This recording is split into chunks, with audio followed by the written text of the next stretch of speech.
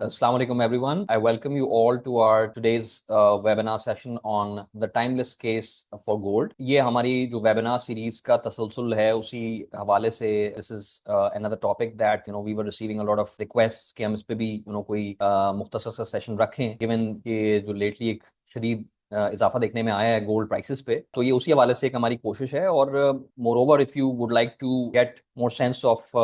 जो different events हैं या डिफरेंट जो कॉन्सेप्ट्स हैं और जो डिफरेंट स्टोरीज फाइनेंशियल मार्केट्स के हवाले से मुस्तकिल चल रही होती हैं, तो I would really encourage you to subscribe to our YouTube channel GS investments, जिसपे आपको और बहुत सारे मुख्तलिफ जो अहम मौजूआत हैं उस पर आपको एक शॉर्ट वीडियोज हमारी वेबिनार सीरीज के तवज्जुह से मिल सकती हैं, which could help you gain more knowledge on these different topics. तो इस टॉपिक को लेके हमने जो आज वेबिनार अपना तरतीब दिया है, इसमें हम मुख्तसरन 6 टॉपिक्स को वील टच अपॉन और बुनियादी तौर पे इसका मकसद सिंपली जो है कॉन्टेक्स्ट प्रोवाइड करना है आप सबके लिए on the gold as a commodity, इसका हिस्टोरिकल कॉन्टेक्स्ट, डिमांड कि मुख्तलिफ जो ड्राइवर्स हैं उनकी तरफ हम थोड़ी सी रोशनी डाल देंगे और जो मुख्तलिफ इन्वेस्टर्स हैं दुनिया में उनका उस हवाले से क्या पर्सपेक्टिव होता है और इस हवाले से आपको एक अच्छा ओवरऑल एक सेंस मिल जाएगा, एक अच्छी अंडरस्टैंडिंग मिल जाएगी। तो बुनियादी तौर पे आप में से वो लोग जो कि इतना क्लोजली मार्केट्स को नहीं स्टडी कर रहे होते, तो आप लोगों के लिए बहुत इंफॉर्मेटिव सेशन होगा। इसी तरीके से वो हजरात जिन जो फाइनेंशियल मार्केट से मसलन वाबस्ता हैं, तो आई थिंक उनके लिए एक अच्छा it will gonna be quick recap on story on gold. तो हम शुरू किए लेते हैं। चलिए हम अपने पहले सेक्शन की तरफ बढ़ते हैं कि जहां basically we would like to establish the point कि गोल्ड ने हिस्टोरिकली एक अहम पिलर, एक अहम आप समझ लीजिए कि कमोडिटी या एक अहम सिंबल होना साबित किया है over the course of time कि where civilizations first stored its trust, the metal that outlasted empires, the universal constant in value and power that's been the gold's legacy, which has gone all along from the temples to the treasuries as we speak. तो एक ancient symbol of wealth and power होने के साथ साथ जो सबसे एक अहम चीज तारीख में गोल्ड ने साबित की है वो ये है कि it has proven itself to be as a store of value up to this point के जहां हम एक तरीके से रेनेसेंस देख रहे हैं इन दिस डिजिटल एरा, एक राइजिंग गोल्ड प्राइसेस की सूरत में। थोड़ा मॉडर्न हिस्ट्री की तरफ रुजू अगर करें तो उसमें जो अहम बात साबित होती है कि it from its ancient times as a currency, जो कि एक कॉइन्स, गोल्ड कॉइन्स की सूरत में अरसे तक अपनी जगह बनाई। हालिया सालों में आप अगर पिछले 100 सालों का तजिया करें तो उसमें ऑब्वियसली गोल्ड स्टैंडर्ड एक अरसे तक राइज रहा up until the end of the second world war, जहां ब्रेटन वुड्स नई शक्ल इख्तियार की कि जहां सिर्फ यूएस डॉलर जो है वो लिंक था विद द गोल्ड और बाकी जितनी भी करेंसीज थी दुनिया की they were pegged against the US dollar. तो वो एक सिलसिला जारी और सारी रहा जो कि सिलसिला वो मुनक़ता हुआ in the early 70s when president Nixon उन्होंने इस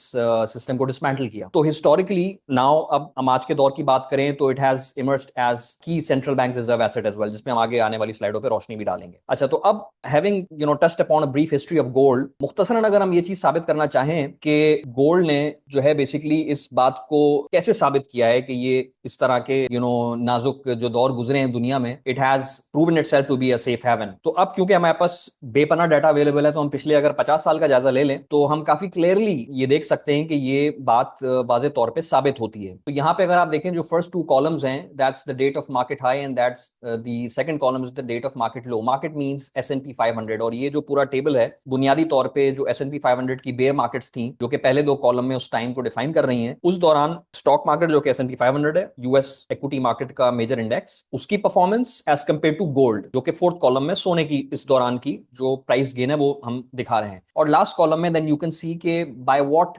margin, by what percentage gold actually did vis-a-vis the equity market. तो यहाँ पे आप देखिए तो जो मीन या एक एवरेज नंबर निकल के हमारे सामने आ रहा है वो आ रहा है तकरीबन 44%, यानी कि पिछले 50, बल्कि ये 50 नहीं है, इनफैक्ट दिस इज 100 ईयर्स। तो 100 ईयर्स की तारीख में अगर आप देखिएगा तो इसमें ऑलमोस्ट लगभग 44% से गोल्ड ने आउट परफॉर्म किया है जो bear spells US equity market में आए हैं। और ऑब्वियसली यूएस इक्विटी मार्केट जो है उसका सबसे मेजर वेट है, counts for even more than half of the global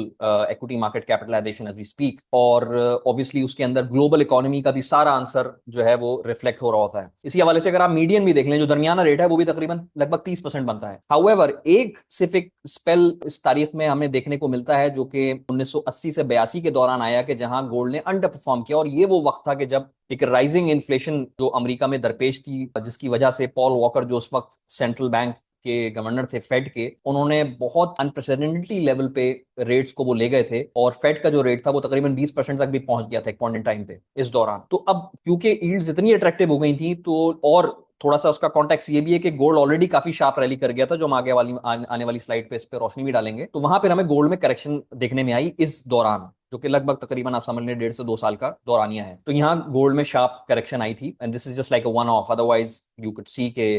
the average is like phenomenal 44%। अच्छा, अब moving on to the next section, जो कि हमारी आज की प्रेजेंटेशन का एक अहम उसको कवर करता है, और बुनियादी तौर पे यहाँ पे बहुत सारे सवालात ही उठ रहे हैं कि भाई मसलन गोल्ड की जो प्राइस है उसके पीछे क्या महरक़ात हैं, क्या ऐसी वजह हो गई है कि सोना मुस्तकिल जो है वो एक शार्प रैली देख रहा है, और रोजाना ऐसा महसूस हो रहा होता है कि ये तो कभी नीचे ही नहीं आएगा। इत्तेफाक की बात यह है कि अगर आप लेटली देखें तो थोड़ी सी कुछ करेक्शन देखने में आई है, थोड़ी स्टॉक मार्केट भी बेहतर हुई है यूएस में, और गोल्ड में स्लाइट करेक्शन हुई है, बट अगर आप होलिस्टिकली देख लें तो ट्रेंड इतना या मोमेंटम इतना स्ट्रांग है कि उस हवाले से महसूस ऐसा होता है कि शायद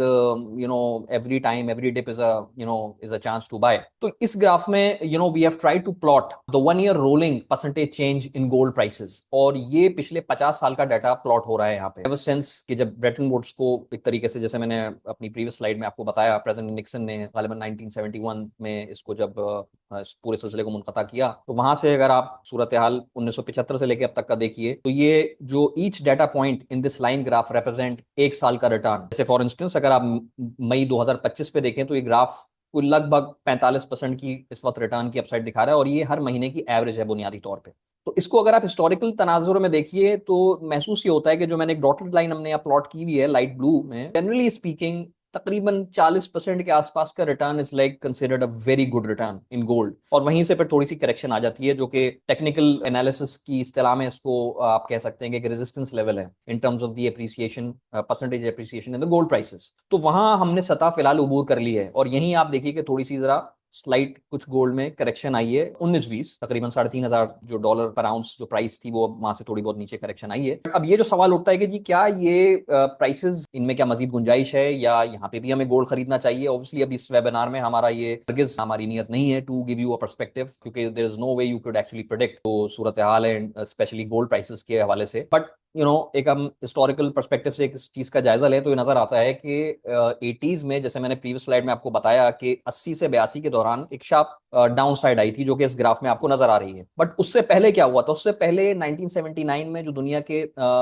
सारे मामलात रहे, जिसके अंदर बुनियादी तौर पे ऑब्वियसली इरानियन रेवोल्यूशन का सिलसिला रहा, हॉस्टेज क्राइसिस थे, सोवियत यूनियन की इन्वेजन रही है अफगानिस्तान में, इन्फ्लेशन बेपना बढ़ रही थी, जिसकी वजह से अगर आप रियल रेट्स लें तो वो काफी शदीद तरीके से नेगेटिव थे यूएस में, और इसी तरीके से ग्रोथ कंसर्न्स भी थी। तो मजमूई तौर पे गोल्ड में बहुत शदीद रैली देखने में आई थी। गोल्ड तकरीबन आप समझ लें कोई 3 गुना बढ़ गया था उस टाइम पर। तो और ये अगर मैं सही रिकॉल कर रहा हूँ तो तकरीबन $800 पर आउंस का कुछ रेट था, और यानी कि अगर आप 79 में चले हैं तो एक 200, सवा 200, $250 की कुछ प्राइस थी। तो उस कॉन्टेक्स्ट में अगर हम अभी का देखें तो ये, क्योंकि आज से 1 साल पहले प्राइसेस कोई $2,200 पर आउंस थी, तो उसके हिसाब से तो प्राइस शायद गालिबन 6,000 होनी चाहिए, तो अभी तो खाली 3,000 है, तो अभी तो यहाँ से भी डबल होने की गुंजाइश बनती है। तो अब I don't know, this is just क्या कहते हैं, एक इस लेंस से अगर हम देखना चाहें तो हमें नजर आता है कि गोल्ड की प्राइसेस में बढ़ने की कितनी ज्यादा गुंजाइश आई डोंट नो हो सकती है। बहरहाल तस्वीर की एक रुख है जिसकी तरफ हमें ग्राफ निशानदेही कर रहा है। अच्छा, बिफोर मूविंग ऑन, एक और जो अहम रिलेशनशिप जो वी थॉट के हमें के सामने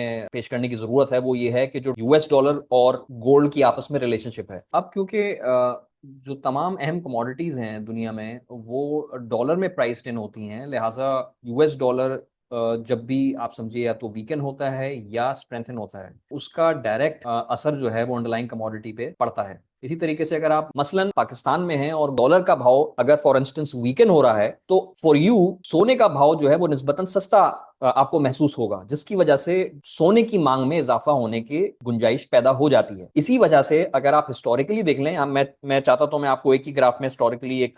जूम आउट करके दिखाता जो रिलेशनशिप है, बट मैंने कहा इसको थोड़ा और जूम इन कर लेते हैं, और मैंने 2 पीरियड्स अगेन जो 80 से 82 वाला जो टाइम पीरियड जहां सोने की प्राइसेस में एक शार्प डिक्लाइन आया, हमने वो प्लॉट किया है, और अभी बिल्कुल ताजा तरीन जो सूरत हाल है वो हमने सीधे हाथ पे प्लॉट की हुई है। And there you can see the blue line is the dollar index, जिसको DXY कहते हैं, और जो ऑरेंज लाइन है that is the gold prices. तो आप देख सकते हैं कि जो आज से तकरीबन कोई 40-45 साल पहले जो सूरत हाल थी कि जब डॉलर स्ट्रेंथन हो रहा था, और जैसे मैंने अर्ज किया प्रीवियस स्लाइड्स में कि जी जो फेड के रेट्स थे वो 20% तक चले गए थे, जिसकी वजह से जो डॉलर का जो स्ट्रेंथ है उसमें बड़ा शदीद इजाफा देखने में आया था, और उसका जाहिर सी बात है असर गोल्ड प्राइसेस पे पड़ा, जैसे कि आप on the left hand side chart में देख रहे हैं। However on the right hand side जैसे लेटली डॉलर में हमें वीकनेस जो है वो स्लाइटली नजर आ रही है, और ये एक डेवलपिंग स्टोरी है जो कि काफी इस पे अब जिक्र में है ये इंटरनेशनली। तो आप देख सकते हैं कि गोल्ड की जो प्राइसेस हैं उसमें एक शार्प इजाफा हुआ है। अलबत्ता इसमें एक फर्क है, आप गौर करेंगे कि डॉलर की जो DXY का जो बैंड है वो तकरीबन 100 के आसपास ही आपको लग रहा है, एज कंपेयर टू अगर आप लास्ट टाइम देखें it went from 100 to close to 120। तो इट इज वीकनिंग, बट अभी जो है इसमें कोई बहुत शदीद गिरावट नहीं है। बट गोल्ड में आप देख सकते हैं कि गोल्ड में बहुत शदीद इजाफा हुआ है, और अगर आप 2023 में चले जाएं तो इसमें कुछ स्पेल्स ऐसे भी हमें देखने को मिले कि जहां डिस्पाइट गोल्ड स्ट्रेंथनिंग, जैसे कि ये आप देखिए प्रेसिडेंट डोनाल्ड ट्रंप का जब इलेक्शन इन्होंने इनकी विक्ट्री हुई है, उसके बाद डॉलर में थोड़ी जो एक तेजी देखने में आई थी, तो उसके साथ कोई गोल्ड में वीकनेस नहीं आ रही थी, गोल्ड वो स्टिल परफॉर्मिंग। तो उस वक्त ये बातें हमें महसूस ऐसा हो रहा था कि maybe gold is behaving more like a currency in itself rather than as a commodity, मतलब वो रिलेशनशिप में ब्रेक होती भी महसूस हुई। और अभी भी अगर आप देखें तो डॉलर कोई बहुत वीकन नहीं होगा, कोई 80 या 70 के लेवल पे नहीं आ गया, but then gold is doing so well. तो ऑब्वियसली ये कुछ बातों की तरफ इशारा कर रहा है जो कि हम आने वाली स्लाइड्स में आपके सामने रख देते हैं। इसमें देखिए सबसे जो अहम और पहला जो नुकता है वो ऑब्वियसली ये है कि दुनिया में जो एक एस्केलेशन आई है जियोपॉलिटिकल रिस्क के पॉइंट ऑफ व्यू से, हमने हालिया अभी महीनों में देखा कि जहां बिल्कुल there was a face off situation, आमना सामना था बिल्कुल US and Israel and Iran का, जैसे फॉर इंस्टेंस वो काफी एक नाजुक आप समझ लीजिए कि सिचुएशन क्रिएट हो गई थी। और उससे पहले आप देखिए कि जो एक बिल्डअप नेटो का टुवर्ड्स रशिया की तरफ बढ़ता गया पिछले को 15-20 सालों में, जिसका फिर हमने नतीजा देखा कि इवेंचुअली रशिया ने एक फुल फ्लेज 2014-15 के बाद से एक फुल ब्लोन वॉर यूक्रेन के ऊपर कर दी। तो ये ऑब्वियसली एक केस बिल्डअप हो रहा था गोल्ड प्राइसेस की ओवरऑल तेजी में। इसी तरीके से अगर हम मईशत की तरफ देख लें, और मैं यहाँ स्पेसिफिकली बात कर रहा हूँ डेवलप्ड इकोनॉमीज की, तो वहां even before the change in the US government, अगर आप प्रीसीडिंग 12 महीने और 24 महीने का सूरत हाल देखिए तो वहां ऑलरेडी एक रिस्क ऑफ ग्लोबल रिसेशन की बातें चल रही थी। Post Covid, post the super commodity जो बूम आया है, उसके बाद से मुस्तकिल कोई ना कोई ऐसे मसाइल रहे हैं कि जिसकी वजह से ग्लोबल इकोनॉमी वीकन रही है। And we not only talking about US, we talking about the entire developed markets, whether it's UK, whether it's the entire Europe, China, तो ओवरऑल अगर आप देखिए तो ये एक वीकनिंग सिचुएशन मुस्तकिल दरपेश रही है। There has been a precarious economic slow down risk जो मुस्तकिल रहा है, और जो कि हमने अपने रीसेंट वेबिनार्स में ऑन आवर ग्लोबल आउटलुक पेश भी किया है आपके सामने। अच्छा, अब इस पे सोने पे सुहागा ये हुआ है कि with the change in the US government, और अब इट्स कॉमन नॉलेज नाउ कि वहां अब इस पे इतना ज्यादा लिखा जा रहा है कि जो नए स्टेप्स यूएस गवर्नमेंट ले रही है वो basically they are proving like self inflicted economic wounds. और अब ये पूरा एक अलग टॉपिक हो जाएगा, तो we would not go into the details, but to quickly touch upon जैसे टैरिफ ही सबसे इस वक्त जो अहम तरीन जो इस वक्त मौजू है, और उस पर जिस तरह के असरात आप ग्लोबल इकोनॉमी को, तो अगर हम उससे कतई नजर अगर आप सिर्फ यूएस की सूरत हाल देख लें तो अभी लेटेस्ट जो क्वार्टरली जीडीपी आया है तो द इकोनॉमी हैज कॉन्ट्रैक्टेड। और आई थिंक उसकी अगर आप डिटेल्स देखेंगे तो वो इट इज टेलिंग यू कि the situation is building up really fast now. ये जो सेकंड क्वार्टर के नंबर्स होंगे वो उसमें शदीद इजाफा होने की बहुत हाई प्रोबेबिलिटी है। तो ये फ्रॉम एज वी स्पीक, मतलब from this moment onwards going into the next coming few weeks and months, का जो इम्पैक्ट है जो अभी तक आप समझ लिए पिछले 100 डेज में हुआ है यूएस की पोस्ट न्यू गवर्नमेंट, उसके असरात बहुत तेजी से अब हमें देखने को मिलेंगे। इसी तरीके से अगर आप जो चाइना और यूएस की सूरत हाल को देख लें तो मतलब हैरानी की बात यह है कि अभी जो इनकी आपस में फोन कॉल है उसी पे इत्तेफाक नहीं हो रहा। None of them are actually there is a consensus कि उन्होंने उनको कॉल की है दूसरे को या नहीं की है। तो अब इसी पे अगर कंसेंसस नहीं हो रहा तो on a lighter note this becomes a really एक मुज़ायका खेज बात हो जाती है कि ट्रेड डील पे कैसे फिर ये दोनों जो कंट्रीज हैं या जो दो सुपर पावर्स हैं, इकोनॉमिक सुपर पावर्स, कैसे उस पर इत्तेफाक कर सकेंगे। अब हम कुछ नंबर्स रन डाउन कर लेते हैं, और उसमें I will take help from a very insightful article in Financial Times, जिसका जो टाइटल है वो है how China is quietly diversifying from US treasuries. ये मैंने इसलिए इसको शामिल किया है वेबिनार में कि this will just gonna quickly help us touch upon some key areas, एक तो गोल्ड के पर्सपेक्टिव से भी, और कैसे ये जो नई एक इकोनॉमिक पॉलिसी यूएस की तरफ से सामने आ रही है उसके क्या मुहर्रिकात आ रहे हैं, उसका गोल्ड पे क्या असर हो सकता है। तो in a bird's eye view this gives you a snapshot कि when you talk about safe havens, तो जो यूएस ट्रेजरीज हैं, when you say US treasury that means US government bonds, वो उनका जो हजम है वो सबसे ज्यादा, इट्स द मोस्ट लार्ज, करीबन 30 ट्रिलियन डॉलर्स के लगभग इनके एसेट्स हैं। और उसके बाद फिर गोल्ड का नंबर आता है जो तकरीबन 13 साढ़े 13 ट्रिलियन है। And then Japanese government bonds हैं जो तकरीबन 8.5 ट्रिलियन है, गेल्स यूएस गवर्नमेंट के यूके बॉन्ड्स हैं, जर्मन बॉन्ड्स हैं, स्विस गवर्नमेंट बॉन्ड्स हैं, ये फिर रिमाइंडर बनते हैं। तो अब मामला ये चल रहा है कि जो गवर्नमेंट बॉन्ड्स हैं यूएस के, उसमें जो है काफी सेलिंग देखने में आ रही है कि डिस्पाइट जो उस पर रिस्क दरपेश हैं, हमें 10 साल की यूएस गवर्नमेंट पेपर की जो रेट है तकरीबन 4 साढ़े 4%, वहां उस तरीके से हमें नॉर्मली क्या होता है कि जब इकोनॉमिक रिस्क या रिसेशन के सिनारियो बिल्डअप हो रहा होता है तो रेट्स नीचे, नॉर्मली एक रिस्क बिल्डअप होता है कि जी थोड़ा सेफ हेवन की तरफ लोग आते हैं। मगर अभी क्या हो रहा है कि it is the rates are proving to be quite sticky. और यहाँ पे अगर हम देखें तो ये जो दो ग्राफ्स हैं, that tells you gives an excellent snapshot of जो यूएस की जो गवर्नमेंट बॉन्ड होल्डिंग्स हैं चाइना के परस्पेक्टिव से, वो उसकी क्या सूरत हाल है। तो चाइना के जो टोटल रिजर्व्स हैं जी, फॉरेन एक्सचेंज रिजर्व 3.2 ट्रिलियन के, उसमें आप देख सकते हैं जो डॉटेड लाइन ऊपर जा रही है टोटल रिजर्व्स हैं चाइना के, which are as I said 3.2 trillion total इसका हजम है। और इसमें अगर आप देख सकते हैं तो स्लाइड डाउनवर्ड आपको टिल्ट नजर आ रहा है जो यूएस की मुख्तलिफ जो बॉन्ड्स हैं उसमें जो एक्सपोजर्स हैं वो लेटली ड्रॉप हुआ है। सो मसलन अगर आप लॉन्ग टर्म यूएस ट्रेजरीज की सूरत हाल देख लें तो उसका जो शेयर तकरीबन वाज ओवर $1 ट्रिलियन, वो अब कम होकर तकरीबन 0.7 0.8 के करीब आ गया है। इसी तरीके से अगर आप सीधे हाथ पे जो दूसरा ग्राफ है, that tells you the total US treasuries held by China, Belgium and Luxembourg combined. तो the line at the top will tell you कि जी ओवरऑल तो प्रीटी मच स्टेबल है, क्योंकि जो चाइना का जो एक्सपोजर कम हो रहा है, that's been taken up by Belgium and Luxembourg. That's at least what the graph is telling. But यहाँ जो की टेक अवे है वो ये कि जी जो चाइना है, which is the largest holder of key holder of the US government bond treasuries, वो has been a seller in recent years. और ये कोई 1 साल 2 साल की हम बात नहीं कर रहे हैं, आपके सामने trend has been building up for quite a while. Alright, अब अगर आप इस स्लाइड की तरफ रुजू करें तो यू कैन सी कि China ranks 6th in gold holdings, and yet gold comprises only 6% of its reserve assets। ये एक इंटरेस्टिंग स्टेटिस्टिक है। और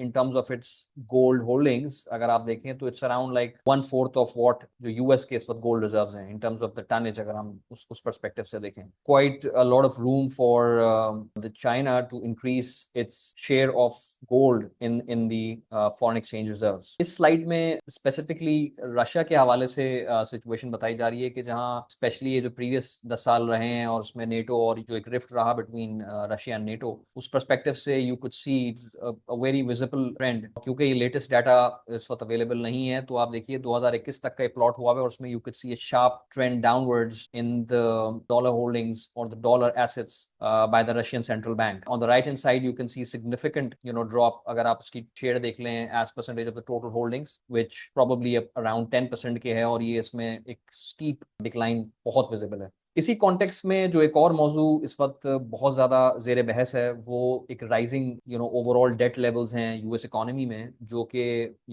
not just their current levels but जो उसकी प्रोजेक्शंस आगे इस वक्त पेश की जा रही हैं वो एग्जॉर्बिटेंटली काफी हाई हैं। तो ये एक और कंसर्न है जो कि ऐड कर रहा है to the overall dollar weakness. अब जो एक नया मामला हमें मजीद दरपेश है आज की दुनिया में, वो ये है कि जो एक इंटरनेशनल रूल बेस्ड ऑर्डर जो खुद यूएस ने पिछले आप समझिए कि post second world war era से जो एक कायम किया, उसमें आप समझिए कि शदीद दरारें पड़ती हुई हमें नजर आ रही हैं। और ये सिलसिला भी आप समझिए कि specially with the emergence of China as new as another economic super power, उसको सामने देखते में आया। और फिर मोस्ट रिसेंटली जो एक चेंज ऑफ गवर्नमेंट आई है और उसकी तरफ से जो जिस तरह के स्टेप्स लिए जा रहे हैं, that is also another symbol of the same situation. तो यहाँ पे the international rules based order जिसको हम कहते हैं, system where countries followed shared rules and respected global institutions, is actually breaking down and being replaced by raw power politics and one-sided decisions। तो ये भी एक बहुत अहम सूरत हाल क्रिएट कर रहा है इन टर्म्स ऑफ ओवरऑल जो इस वक्त दुनिया की सूरत हाल है इन terms of risk. And moving on, जो इस वक्त एक तरीके से हॉट टॉपिक है which is like artificial intelligence, जिसके हवाले से अब इतनी शदीद इन्वेस्टमेंट्स हो रही हैं और जिस स्पेस पे हो रही हैं, specifically in the venture capital and private equity space, उसकी हमें कोई नज़ीर नहीं मिलती इन द डेवलप मार्केट्स। तो जहां उसके पॉजिटिव्स पे उस हवाले से बेपना सोचा जा रहा है और उस पे ख्याल पेश किया जा रहा है, उसके हवाले से जो आर्टिफिशियल इंटेलिजेंस को लेके जो रिस्क दरपेश हैं उस पे भी रोशनी डाली जा रही है। और इस हवाले से जो एक बहुत इंटरेस्टिंग रीड है वो युवल हरारी की एक नई किताब जिसका नाम नेक्सस है। और अगर आपने इनकी बाकी कुछ किताबें पढ़ने का अगर आपको इत्तेफाक हुआ हो तो यू वुड एग्री के स्टोरी टेलिंग में इनको that has been his main forte. तो यहाँ पे भी उन्होंने उसी तरीके से आर्गुमेंट्स रखे हैं। तो मसलन इन्होंने एक जगह पे ये आर्गुमेंट रखा है कि जी जिसको बेसिकली ये कहते हैं alien intelligence, that is actually threatening human autonomy. और उसमें यहाँ उन्होंने एक बड़ी जबरदस्त एग्जांपल ये दी है कि 2016 में जो एक ancient Chinese chess board game हुआ था, जो कि उस वक्त के जो एक बहुत मेजर खिलाड़ी हैं उनके मद्दे मुकाबिल एक एआई टूल ने उनको शिकस्त दी। और वो एक मूव 37 के नाम से मशहूर है। And that was indeed a turning point for artificial intelligence since then. और उसमें जाहिर सी बात है ये बात देखने में आई कि एआई जो है वो ह्यूमन इमेजिनेशन से भी बढ़ के can think and it can make decisions. क्योंकि वो जो मूव 37 है, अगर आप उसके बारे में पढ़ें तो यू वुड रियलाइज कि उस टाइम के जो एक्सपर्ट्स थे दे हैड कंप्लीटली डिनाइड कि इस तरह की मूव कोई पॉसिबल भी हो सकती थी। तो दैट वाज, आप समझिए कि एक major breakthrough in terms of AI. आज से कोई तकरीबन लगभग 10 साल पहले की बात है ये। इसी तरीके से he has also spoken on the risk of, आप समझिए कि erosion of truth and manipulation of information. इस पे बड़ी इन्होंने बात की और उसकी इन्होंने मिसाल दी है कि म्यांमार में जो रोहिंग्या बहरान जो जो हमने हालिया सालों में देखने में आया था, जिसमें सोशल मीडिया एल्गोरिथम्स ने एक बड़ा किरदार अदा किया कि जहां एआई पर मबनी जो प्लेटफॉर्म्स हैं उन्होंने नफरत अंगेज तकारीर और झूठी कहानियों को बढ़ावा दिया, जिसकी वजह से तशद्दुद और इंसानी हुकूक की संगीन खिलाफ वर्जियां हमें देखने में नजर आई थी। ये इस किताब में उन्होंने उस पर रोशनी डाली है। तो बहरहाल ये भी एक एक डेवलपिंग स्टोरी है जिसके हवाले से एक पॉइंट ऑफ व्यू सामने आ रहा है। और ये again it's part of the major एक पैराडाइम शिफ्ट जो दुनिया में इस वक्त हमें देखने में आ रहा है बाकी चीजों के हवाले से। उसमें एक बहुत अहम मौजू है जी। अब इसी के साथ साथ अगर हम एक और पहलू की तरफ भी नजर डालें तो ये चीज काफी अया हो रही है वक्त के साथ साथ कि एक ग्लोबल सर्ज हमें नजर आ रहा है पॉपुलिज्म, जो कि स्पेशली अगर आप 2024 के इलेक्शंस की तरफ जायजा लीजिए तो इट वाज सो ऑब्वियस कि फाइनेंशियल टाइम्स ने तो उसको they called it the graveyard for incumbents. इतने बेपनाह इलेक्शंस 2024 में देखने में आए हैं दुनिया में। और उसमें मसलन हमारी ये स्लाइड जो है उसका खुलासा पेश करती है कि the chart on the left you could सी कि अगर आप इसके सीधे हाथ की तरफ थोड़ा सा जायजा लें तो you see the line trending upwards कि जहां the populist right governments gained the major vote share in the most recent elections। और इसमें जो यंग पॉपुलेशन है उनका जो तनाजु अगर आप देखिए जो रुझान है वो पॉपुलिस्ट राइट की तरफ बढ़ रहा है। That is the top right hand side chart. And इसी तरीके से on the chart on the top on the bottom right chart अगर आप देखिए तो यहाँ पे यू कुड सी के जी जो डेमोक्रेसी की तरफ रुझान है लोगों का वो उसमें हमें वीकनेस नजर आ रही है। तो ये इन टोटलिटी हमें क्लियर पिक्चर पेश कर रही है कि जी जो एक पॉपुलिस्ट नैरेटिव है उसकी तरफ काफी रुझान दुनिया में बढ़ गया है। सो मच सो के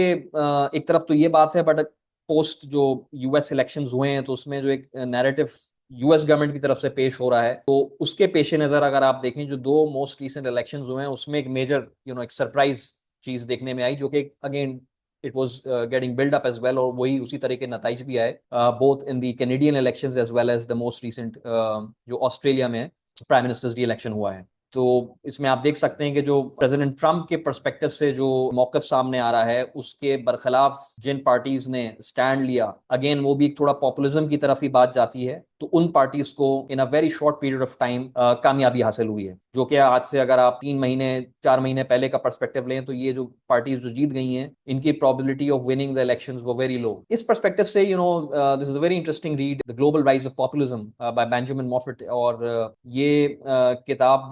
बज़ाहिर कोई एक पर्टिकुलर स्टांस जिसको कहते हैं एक नॉर्मेटिव स्टांस उसने नहीं लिया है। हाउएवर इसकी जो अंडरलाइंग टोन है दैट इज क्वाइट कॉशनरी। और इसमें the author has basically concluded that populism has actually thrives on creating and sustaining crisis-like situations which can undermine actually the long-term institutional stability। और इसमें बुनियादी तौर पे जो ऑथर हैं उन्होंने पॉपुलिज्म को एक पावरफुल पॉलिटिकल स्टाइल की तनाजुर में पेश किया है which actually channels at large public frustration but is also warned that it often thrives on division, crises, and erosion of democratic norms. जी, अब इसी तरीके से अगर हम कोविड के पर्सपेक्टिव से देख लें तो basically it exposed us to the human fragility के आप देखिए 4 महीने कुछ कुछ ही अरसे में पूरी दुनिया बंद हो गई थी and it took us a while to come out of that crisis. और उसके बाद भी जो वर्ल्ड सप्लाई चेन्स पे उसके असरात पड़े तो एक ओवरऑल एक it was a major shock जो ऑब्वियसली इसी दौरान हमें देखने में आया। तो इन टोटलिटी अगर आप देखिए तो ये सारे जो हमने जो मौजूआत हैं जिस तरफ इस सेक्शन में रोशनी डालने की कोशिश की है तो यू कैन सी कि this was sort of a domino effect which help drive gold prices. तो क्योंकि दुनिया में इस तरह के बेपना इवेंट्स का एक साथ होना ये in itself is quite unprecedented. जैसा कि हमने अर्लियर प्राइस चार्ट में आपको दिखाया है कि जो अर्ली 80s में एक शार्प अपटिक गोल्ड प्राइसेस में मसलन देखने में आया और उसके बाद गोल्ड ने फिर एक मेजर करेक्शन भी ली। तो उसकी जो बुनियादी वजूहात थी वो were centred around just geopolitics. But अभी हम जिन स्लाइड्स से अभी गुजरे हैं तो उसमें you can C for yourself कि इसमें सिर्फ मुआशियात, इसमें दुनिया के जो ओवरऑल सियासी हालात हैं, हमने पैंडमिक का जिक्र किया और जो एआई और उस हवाले से जो नई चीजें सामने आ रही हैं तो this has been a combo effect जो कि एक साथ हमें देखने को मिला है। इसी तनाजुर में एक और इंटरेस्टिंग चीज जो हमें देखने में आई है वो है कि जी Warren Buffett who has just recently announced his retirement, he will be retiring at the end of this year from Berkshire Hathaway. तो इसमें आप देख सकते हैं कि he has been a seller consecutively. और ये कुछ डाटा अगर हम अपने सामने रखें तो he is sitting on the probably the highest amount of cash in the history जो कि तकरीबन $350 बिलियन की रकम बनती है। और the chart on the right tells you कि he hasn't been a net buyer of equity since 2022। तो ये in itself के एक आपको, और ये बहुत आ रहा है मीडिया पे, आप लोगों के सब इल्म में होगा जो फाइनेंशियल मार्केट से स्पेसिफिकली वाबस्ता हैं लोग, कि वॉरेन बफेट उनका एक अपना एक उस हवाले से जगह है इन द इन्वेस्टमेंट वर्ल्ड और उन जैसी शख्सियत की कोई नजीर नहीं मिलती है। Is been sitting on cash और उनकी कोई इस तरह के से कोई मेजर कोई नई सॉर्ट ऑफ इन्वेस्टमेंट हमें देखने को नहीं मिली है हालिया सालों में। Another a sort of sign of the times. All right, moving on to our next section के जहां we would like to shed some light on central banks reserve holdings के जिसमें recently central banks have seen increasing their gold holdings। और इस perspective से we have taken help from the Invesco Global Sovereign Asset Management Study which was conducted last year in 2024। और इसमें काफी interesting insights हैं which we thought would be very useful for our webinar। तो इस perspective से I would just going to quickly touch upon few quotes जो कि यहाँ पे मुख्तलिफ central banks के की तरफ से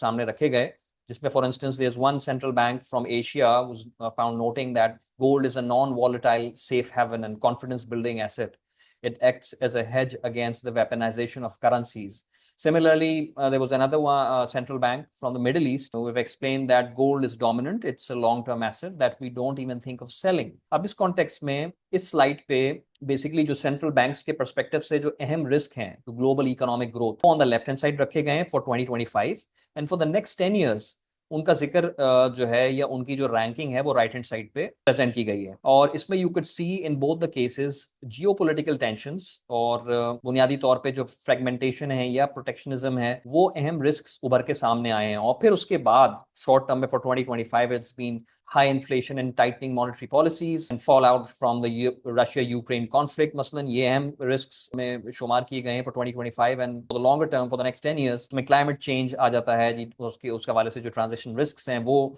और इसी तरीके से high sovereign and private debt levels, ये वो रिस्क्स हैं जो कि टॉप ऑफ द चार्ट्स हमें नजर आ रहे हैं and the list goes on. इसी हवाले से इस स्लाइड पे 4 अहम जो पॉइंट्स हैं उसकी तरफ से सेंट्रल बैंक से ओपिनियन ली गई और देखा गया कि उनमें से उस हवाले से उनका क्या व्यू है। तो जैसे पहला पॉइंट इसमें आ रहा है कि the potential weaponisation of central bank reserves increases the attractiveness of gold. इस हवाले से तकरीबन हमने देखा कि जो 56% सेंट्रल बैंक हैं उस बात से सहमत हैं। इसी तरीके से rising US debt levels have increased the attractiveness of gold. इस हवाले से 48% वी सॉ के they agree with this notion. इसी तरीके से we consider gold as a hedge against inflation. इस पे with huge dominance 70% agreed to this point। इसी तरीके से we consider gold as a hedge against geopolitical turmoil। इस पे भी 60% सेंट्रल बैंक्स ने इस बात से अपनी बात को बताया कि they agree with this point. On this slide the study has presented कि लास्ट 3 इयर्स वर्सेस जो नेक्स्ट 3 इयर्स हैं, यानी कि पिछले 3 साल और आगे के 3 सालों के हवाले से जो गोल्ड एलोकेशंस में चेंज देखने में हमें आया है फ्रॉम सेंट्रल बैंक्स, उस हवाले से क्या सूरत हाल है। तो उसमें आप देख सकते हैं कि 35% यानी कि almost 1/3 central banks increase their gold holdings in the last 3 years, और यही more or less ratio है, in fact increasing by 2 percentage points for the next 3 years, कि जहां 37% have indicated that they will be increasing their gold allocations। अच्छा, इसी हवाले से अगर हम थोड़े जो मेजर सेंट्रल बैंक्स हैं उनसे हट के बात करें और बाकी जो दुनिया में सेंट्रल बैंक्स हैं उनकी क्या उस हवाले से राय है, ये स्लाइड उस तरफ इशारा करती है, जहां जो नेशनल बैंक ऑफ पोलैंड है उनके सेंट्रल बैंक के जो हेड हैं उनके कुछ बयान हमने शामिल किए हैं। जैसे he said in 2021 कि the price of gold tends to be high precisely at times when the central bank might need its ammunition most. Gold is free from credit risk and cannot be devalued by any country's economic policy. अब National Bank of Poland basically in terms of the data जो available है उसके हवाले से देखा गया है कि इन्होंने तकरीबन अपनी गोल्ड होल्डिंग्स बढ़ाई हैं बाय 167 टन्स, और ये तकरीबन इनकी जो लॉन्ग टर्म स्ट्रेटजी है to make it as part of almost keeping it to 20% of the reserves, जो गोल्ड का प्रोपोर्शन है ये उस तरफ इशारा कर रही है। और इस हवाले से बैंक के प्रेसिडेंट हैज फर्दर सेड कि he considers gold as a strategic hedge as it has low correlations with other asset classes. So this gives us a sort of a glimpse of how other central bankers are basically thinking about gold. In the next slide, we have tried to give you a glimpse of the World Bank's Commodity Markets Outlook, जो अभी बिल्कुल recently publish हुई है April 2025, और इसमें gold के हवाले से अगेन जो जो क्रक्स ऑफ द मैटर है वो again it is pointing towards geopolitical developments. और यहाँ पे जैसा कि चार्ट हमने आपके सामने रखा है कि अगर आप तकरीबन 2010 से 19 की एवरेज देखें उसके मवाजने में जो प्रीसीडिंग 3 साल गए हैं 2022 से 24 में, तो सेंट्रल बैंक की gold buying has been almost twice as that average of last 10 years। So that's obviously must have played an instrumental role in the uptick in the gold prices। अच्छा, इसी हवाले से we found another interesting data from UBS, और यहाँ पे आप हर साल का जो है कंपैरिजन कर सकते हैं from 2012 to in fact 2025 की इन्होंने फोरकास्ट भी शेयर की हुई, और उसमें you could see कि जो strong central bank demand है that has pretty much remained quite stable, और in terms of especially अगर आप लास्ट हालिया सालों में देखें तो उसका जो वेटेज है वो हमें ज्यादा महसूस होता हुआ नजर आ रहा है। और इसी तरीके से ईटीएफ की बाइंग भी उसका भी एक रोल रहा है। बट यहाँ पे अगर आप और आपके जहन में इनफैक्ट सवाल आ रहा होगा कि जो ये डार्क सेगमेंट है of the each bar which is representing other investment, इसमें प्रॉब्ली क्या चीजें शामिल हो सकती हैं। तो उसमें ऑब्वियसली ज्वेलरी है जो कि एक मेजर उसका शेयर है besides gold bars, gold coins, और ना सिर्फ गोल्ड की ये फॉर्म्स बल्कि इसके अलावा गोल्ड के और बहुत सारे इस्तेमाल हैं जिनमें gold has been playing an instrumental role. Say for instance electronics, given it's an excellent conductor और it's highly resistant to corrosion. इसी तरीके से मेडिकल यूसेस में गोल्ड का बहुत इस्तेमाल है because of its high bio compatibility. Dental work मसलन है, जैसे मेडिकल इम्प्लांट्स में इसका काफी इस्तेमाल है, स्टेंट्स जैसे इस्तेमाल होते हैं। इसी तरीके से एरोस्पेस में भी इसका काफी इस्तेमाल है because it provides protection against heat and corrosion. फिर इसी तरीके से सोलर पैनल्स में भी गोल्ड यूज होता है इन advanced applications, even in nano technology because of its stability and unique properties at the microscopic level. Now एक इंटरेस्टिंग पहलू जो सेंट्रल बैंक्स के हवाले से चीज सामने आती है वो ये कि when we talk about central bank buying, ये we refer to actually physical gold buying. Central banks they don't invest in gold ETFs, right. तो ये एक इस हवाले से ऑब्वियसली ये चीज पहलू सामने आता है कि they want to have it as close to their hands, right. But इसी पर्सपेक्टिव से अगर आप देखें जिस तरह फाइनेंशियल एसेट्स के बहुत सारी चीजें फ्रोजन कर दी जाती हैं बाय डिफरेंट गवर्नमेंट्स या उसमें सीजर की पॉसिबिलिटीज होती हैं, इसी तरीके से गोल्ड भी which is held outside the country या ओवरसीज, उसमें भी ये मामला अक्सर दरपेश हो जाते हैं। और ये जो स्लाइड है उस तरफ इशारा करती है कि जहां जो ब्रिटिश गवर्नमेंट है has lately refused to repatriate dozens of tons of gold to Venezuela since it refuses to recognize the Venezuelan president Nicolas Maduro as their legitimate leader। Moving on, अभी जैसे हमने अपनी हालिया कुछ स्लाइड में ETF का जैसे जिक्र हुआ और उस हवाले से काम तासुर ये पाया जाता है कि ईटीएफ में भी एक सिग्निफिकेंट जो है एक अपसर्ज आया है इन गोल्ड ईटीएफ्स, जो कि अपनी जगह बात बिल्कुल सही है। The chart on the left depicts the same story as well when you talk about even China, for example, कि जहाँ जो flows हैं into the gold ETFs, those have increased sharply. But अगर आप टोटलिटी में देखें और गोल्ड ईटीएफ्स की जो गोल्ड होल्डिंग्स है उसका मवाजना अगर हम लेटली जो प्राइस अपसर्ज आई है गोल्ड प्राइसेस में उससे करें तो इसमें हमें थोड़ी सी एक सॉर्ट ऑफ एक इंटरेस्टिंग ऑब्जर्वेशन नजर आती है कि जी लेटली जो 2 सालों में प्राइस अपसर्ज है वो कोइंसाइड नहीं होता with rising ETF gold holdings, और इसी हवाले से जो गोल्ड की जो प्राइस अपसर्ज है उसमें भी ईटीएफ उस तरीके से आई थिंक एक एक्सप्लेनिंग फैक्टर उभर के नहीं सामने आता as compare to other factors जिसपे हम ऑलरेडी रोशनी डाल चुके हैं। इसमें central bank buying has played a relatively more important role. Moving on to our next section जहां we would like to quickly touch upon the retail euphoria जो कि हालिया सालों में इसमें मजीद इजाफा हुआ है। और जनरली अगर आप देखें जो फिजिकल गोल्ड इस वक्त दुनिया में एग्जिस्ट करता है उसका तकरीबन जो लगभग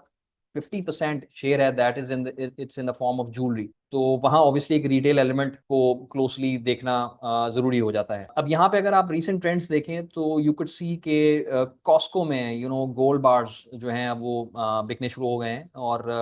ना सिर्फ यूएस में बल्कि अगर आप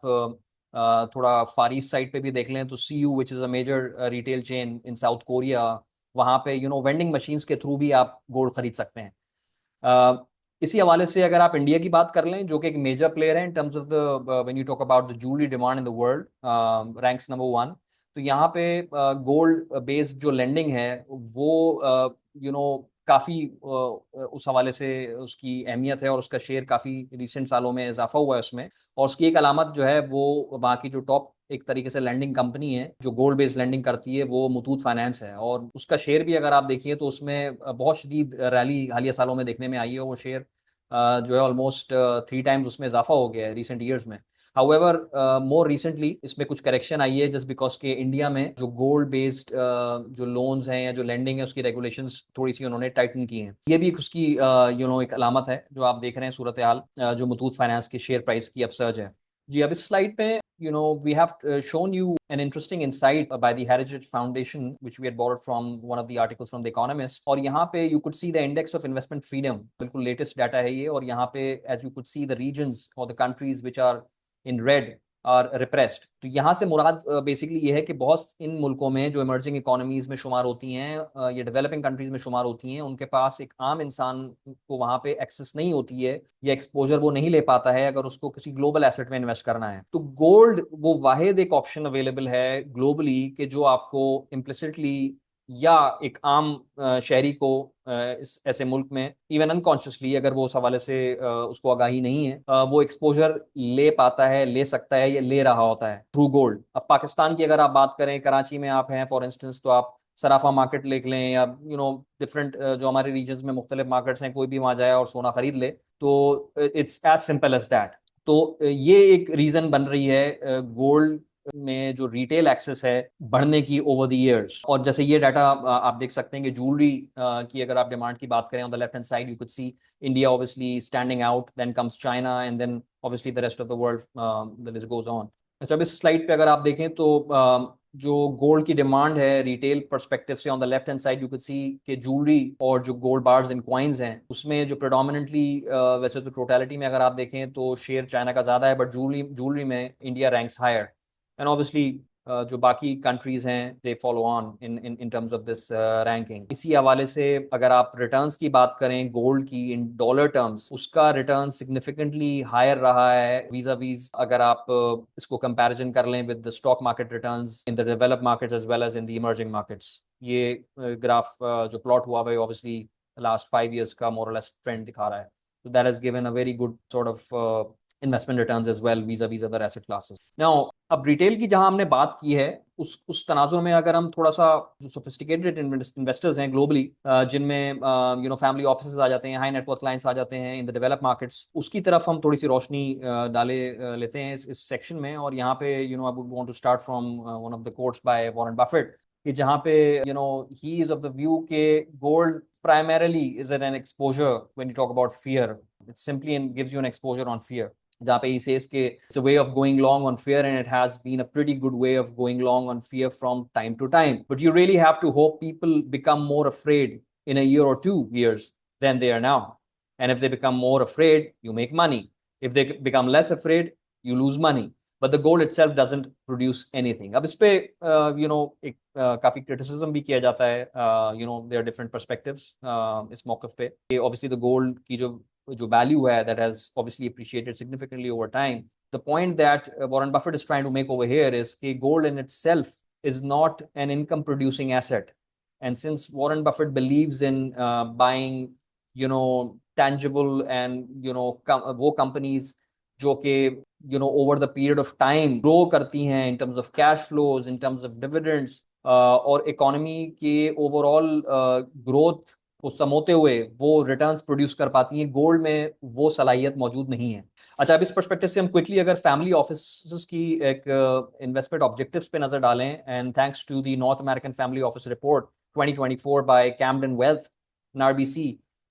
इट समराइजेस क्वाइट वेल के मसलन लास्ट ईयर ओवरऑल जायजा लिया गया तो उसके अंदर जो सबसे अहम फैक्टर सामने आया है वो आया है portfolio diversification, which has emerged as the key consideration as an investment objective for the family offices. इसी तरीके से improved liquidity came next, and then realigning portfolio towards growth opportunities and value opportunities followed. And obviously बाकी जो risk mitigation वाले factors हैं उनके बाकी weightages हमें नजर आ रहे हैं, बट इसके अंदर जो मेन चीज उभर के सामने आई है वो पोर्टफोलियो डाइवर्सिफिकेशन और लिक्विडिटी आई है। अब इसको सामने रखते हुए इसी रिपोर्ट में इन terms of the return expectations जो बात हो रही है, यहाँ पे फाइनेंशियल एसेट्स हैं उनको रैंक किया गया है बेस्ड ऑन जो इनको इस स्टडी से जो नताइज सामने आए, और इसमें as you could see gold और precious metals came in at around 8th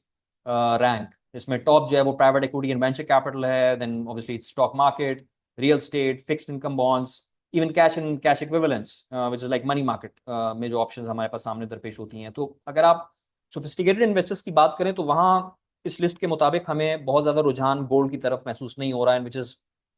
sort of seems in sync with the Warren Buffett's view as well. अच्छा जी, इस स्लाइड पे अगर आप ऑब्जर्व करें तो यहाँ पे it gives a very interesting insight into the overall asset allocation of the family offices, जहाँ पे आप काफी क्लियरली देख सकते हैं कि गोल्ड का जो शेयर है that's quite negligible, it's only 2%, although इसमें अगर आप नेट चेंज देखें जो कि हमें महसूस हो रहा है 6%, कि जहां उन्होंने एक्सपोजर बढ़ाया है या उनकी नीयत है बढ़ाने की, वो 6% आ रहा है, but again vis-a-vis if you compare with other options like developed market bonds and again money market options, even stocks, उसके तनाजुर में जो है वो काफी कम है। और यहाँ पे भी जो अहम जो आई थिंक सेक्टर सामने आ रहा है वो मेनली प्राइवेट इक्विटी है, डायरेक्ट इन्वेस्टमेंट्स। जैसा कि मैंने प्रेजेंटेशन के शुरू में बताया था कि इसमें एआई जो है उसमें एक मेजर इन्वेस्टमेंट्स हैं जो कि उस तरफ फ्लो हो रही हैं, but as far as gold is concern यहाँ पे in terms of asset allocation it hardly has any weight. Now moving on and let's quickly review के अगर एक सवाल ही सामने आता है जी कि एक आइडियल जो पोर्टफोलियो है उसमें गोल्ड का जी क्या शेयर होना चाहिए, एक एवरेज। अच्छा, ये नॉर्मली एक काफी कहने में एक जेनरिक बात हो जाती है क्योंकि ये सवाल इट वेरीज फ्रॉम ऑब्वियसली कि किस कॉन्टेक्स्ट में हम इसको देख रहे हैं, यानी कि इंस्टीट्यूशनल कॉन्टेक्स्ट में देख रहे हैं, इंडिविजुअल जैसे फैमिली ऑफिसेज। बट इसमें हमने मदद ली है एक जो रिसर्च, एक स्टडी कंडक्ट हुई by Incrementum AG, it's an specialised investment firm, और इन्होंने हालिया ये एक स्टडी कंडक्ट की based on the data from 1970 to 2024, covering एक काफी अरसा इसमें इन्होंने कवर कर लिया हुआ है, और उसके हिसाब से इन्होंने रिटर्न्स को प्रोजेक्ट करते हुए यानी कि स्टडी करते हुए हिस्टोरिकल कॉन्टेक्स्ट में ये देखा कि अगर एक बैलेंस पोर्टफोलियो अगर हम रखें लाइक 50-50 या 60-40 इक्विटी एंड बॉन्ड्स, और उसमें हम गोल्ड शामिल करें तो गोल्ड का वो कितना proportion of the portfolio होना चाहिए which would give us the optimal returns on the portfolio, वो जो नतीजा सामने आ रहा है वो 14 to 18% आ रहा है based on this study by Incrementum, जो एक इन्वेस्टमेंट फर्म है। इसी हवाले से इस टेबल पे आप देख सकते हैं, ये उसी को तफसील से हमें नजर आ रहा है कि ऑन द लास्ट जो कॉलम है इसका on the right hand side which presents Sharpe ratio which basically is a way to measure returns per unit of risk। तो उसमें अगर आप देखें जो हाईएस्ट नंबर शार्प रेशियो का बन रहा है दैट इज 0.6, वो फॉल कर रहा है अराउंड 14 to 18% गोल्ड एलोकेशन में, which is on the first column on the left hand side. और इसमें अगर आप रिटर्न्स देख लें तो तकरीबन 9.5% का रिटर्न लगभग हमें बनता हुआ नजर आ रहा है। और अगर हम इसमें गोल्ड का प्रोपोर्शन बढ़ाते हुए इस चार्ट में थोड़ा नीचे की तरफ आए तो आप देख सकते हैं कि performance maximize in terms of absolute return देखें तो 9.75 आ रही है एट 40% गोल्ड, बट वहां पे शार्प रेशियो ड्रॉप हो रहा है 2.51। तो इस स्टडी के मुताबिक अगर आप एक जनरल पर्सपेक्टिव रखें तो 14 to 18% is like gives you an ideal sort of return इस हवाले से, इन टर्म्स ऑफ अगर आप रिस्क रिटर्न मैट्रिक्स के पर्सपेक्टिव से इसको मेजर करना चाहें और एक इसको क्वांटिफाई कर सकें, तो this study gives us this conclusion. So this brings our webinar to the end, and over here I would like to open the floor for your questions. Just to reiterate, हमने इस webinar में हमारी कोशिश यही थी just to provide you a sense of जो overall इस वक्त ग्लोबल डायनेमिक्स इन प्ले हैं when you talk about the gold prices, और उसका जो कॉन्टेक्स्ट है वो आप तक पहुंचाना हमें मकसूद था. तो अब इस हवाले से आपके जहन में कुछ सवालात हैं या कुछ ऐसे एरियाज हैं which we you feel we could not touch upon, you feel free to make the best use of this Q&A session. तो हम यहाँ में थोड़ा सा एक मुख्तसर सा एक शॉर्ट सा ब्रेक ले लेता हूँ while I sort of quickly go through your questions. जी, अब हम कुछ क्वेश्चंस लिए लेते हैं. Really thankful for your active participation. I see a lot of questions. तो मैं कोशिश करता हूँ जी कि मैं अगर कुछ क्वेश्चंस को क्लब कर सकूँ जो कुछ सिमिलर नौयत के हों, ताकि ज़्यादा से ज़्यादा हम एक किसी मौजू को कवर कर सकें. तो मसलन एक जो मुझे सवाल बुनियादी तौर पे जनरली यहाँ नज़र आ रहा है वो रुपए के हवाले से है कि जो गोल्ड है वो कितना इफेक्टिव हेज फराम करता है अगर हम करेंसी डिवैल्यूएशन के पर्सपेक्टिव से बात करें. और जो पाकिस्तान का मोर रीसेंट इन्फ्लेशनरी एक माहौल रहा, उस हवाले से गोल्ड जो है उसकी क्या अहमियत रही है वीज़ा वीज़ जैसे सेविंग अकाउंट्स हैं या जो फिक्स डिपॉजिट्स हैं. तो देखें ये जो नुक्ता है इसमें बहुत वाजे आप समझिए कि इस हवाले से पॉइंट है कि गोल्ड जो है वो आपको एक नेचुरली एक करेंसी हैज यकीनन फराहम करता है, क्योंकि जैसा कि मैंने अर्ज किया कि इसकी जो प्राइस है वो US डॉलर के हवाले से प्राइस्ड होती है, और in other words US dollar में प्राइस्ड होती है. तो उस हवाले से ये ऑटोमेटिकली एक करेंसी हेज बन जाता है. तो आपके पोर्टफोलियोज में अगर गोल्ड या मसलन किसी ने ज्वेलरी रखी हुई है, गोल्ड बार्स लिए हुए हैं या किसी भी नौयत का गोल्ड का एक्सपोजर है, तो वो कम्प्लीटली करेंसी हेज्ड उस हवाले से वो पोजीशन रहती है, इसमें कोई दो राय नहीं है. इसी हवाले से अगर आप हालिया तनाजुर में देख लें तो यकीनन या इस वेबिनार में मैंने खुसूसी कोई उस हवाले से नंबर्स नहीं दिखाए, क्योंकि ये बात इट गोज विदाउट सेइंग कि the returns would have come much higher. मसलन अगर आप हालिया जो रुपये की डेप्रिसिएशन हुई है उसको ही फैक्टर इन कर लें, तो उस कॉन्टेक्स्ट में जो इन्वेस्टर्स हैं they would have been better off if they had stayed completely से अगर उनका गोल्ड एक्सपोजर होता. कहने का मतलब ये है कि मिसाल के तौर पे अगर आप पाकिस्तान में आपने इन्वेस्टमेंट की है और कोई एसेट या मिसाल के तौर पे बैंक अकाउंट है वो आपको 15% 20% का रिटर्न दे रहा है, उसी दौरान का 15% 20% से रुपया डिप्रिशिएट हो गया, तो आपकी जो परचेजिंग पावर है, जो रियल वैल्यू है, उसमें कोई भी इजाफा नहीं हुआ. इसके बनस्बत अगर आप गोल्ड में देख लें तो गोल्ड में आपको दो दो फीचर्स इनबिल्ट मिल जाते हैं. तो जो गोल्ड की अपनी प्राइस है डॉलर बेस्ड प्राइस, उसमें जो इजाफा आया है देखने में इस दौरान, और नंबर दो जो रुपए की कीमत में गिरावट हुई है वो ऑटोमेटिकली उसमें क्योंकि आप हेज रहे तो वो रिटर्न्स आपके निस्बतन एक नॉर्मल डिपॉजिट अकाउंट के मुकाबले में जाहिर सी बात है गोल्ड एक बेहतर ऑप्शन जो है वो साबित होती हुई हमें नजर आती है, इसमें कोई दो राय नहीं. अच्छा जी, दूसरा सवाल अगर मैं कोशिश करूं उसको क्लब करने के लिए जो आपके रिस्पॉन्सेज मेरे पास इस वक्त मौसूल हो रहे हैं, उसमें एक सवाल ये बन रहा है कि जो राइजिंग ग्लोबल गोल्ड प्राइसेस हैं उनका लोकल प्राइसिंग पे वो किस तरह से असर हो रहा होता है उसका, और जनरली जो अवेलेबिलिटी है पाकिस्तानी गोल्ड मार्केट में उसके क्या उस पर आप समझ लीजिए कि इम्पैक्ट आ रहा होता है due to the rising gold prices. तो देखिए सबसे पहले जो जहाँ तक लोकल डोमेस्टिक प्राइसिंग का ताल्लुक है, तो दुनिया भर में जैसा कि मैंने अर्ज किया कि गोल्ड की जो प्राइस है वो डॉलर बेस्ड होती है, और जब आप इसको लोकल मार्केट में करते हैं तो ऑब्वियसली आप लोकल जो एक्सचेंज रेट पैरिटी होती है विद द गोल्ड उससे उसको मल्टीप्लाई कर देते हैं and you arrive at your local domestic price, Pakistan में और दुनिया भर में सब जगह. जहाँ तक अवेलेबिलिटी का ताल्लुक है तो वो जाहिर बात है डोमेस्टिक मार्केट्स में जो बाज़ारों में जो गोल्ड अवेलेबल होता है वो इंपोर्ट किया जाता है और आप वहाँ जाके जो उसकी ख़रीदो फरोख्त है वो चल रही होती है। तो बज़ाहिर कोई as such in terms of its availability कोई ऐसा सिग्निफिकेंट इम्पैक्ट देखने में नहीं आया है उस हवाले से। जी, एक सवाल और इसमें बन सकता है बेस्ड ऑन योर क्वेश्चंस, वो ये है कि जी जो इस वक्त गोल्ड की जो आउटलुक हमने प्रेजेंट करने की कोशिश की है सामने, या जो कॉन्टेक्स्ट आपको फराहम किया है, उस हवाले से जो पाकिस्तान का इन्वेस्टमेंट आउटलुक है, उस हवाले से क्या चीज़ें हैं जो कि सामने आ रही हैं in terms of outlook on say interest rates, on bonds, on stock market, overall economy. ये जो गोल्ड का सारा एक एक पर्सपेक्टिव जिसकी वजह से, यानी कि जिन मोहरकात जो इसमें इन्वॉल्व हैं जिसकी वजह से गोल्ड प्राइसेस इतनी बढ़ गई हैं, I think this is a very important topic. और इस हवाले से अगर आप हमारा प्रीवियस वेबिनार भी देखें जहां हमारा इन्वेस्टमेंट आउटलुक था फॉर दिस ईयर, उसमें भी we touched upon this fact and presented our bullish call on gold, given जो इस वक्त ग्लोबल इकोनॉमिक स्लो डाउन दरपेश था हमें इन 2024 गोइंग इनटू 2025। और फिर लेटली जो एक ये टैरिफ वॉर का जो सिलसिला चल निकला है, उसकी वजह से मजीद सिचुएशन डिटीरियरेट होती हुई नजर आ रही है। तो इस पर्सपेक्टिव से अगर आप पाकिस्तान का जायजा लें, तो Pakistan since it's commodity importing nation, तो क्योंकि ग्लोबल पर्सपेक्टिव से, ग्लोबल डिमांड पर्सपेक्टिव से जो कमोडिटीज की प्राइसेस हैं उनका आउटलुक काफ़ी उस हवाले से वीकन